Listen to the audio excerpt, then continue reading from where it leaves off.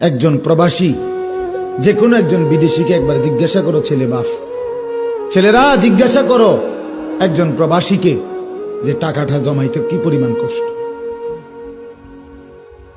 কলিজাটা মাটিতে লাগিয়া যায়।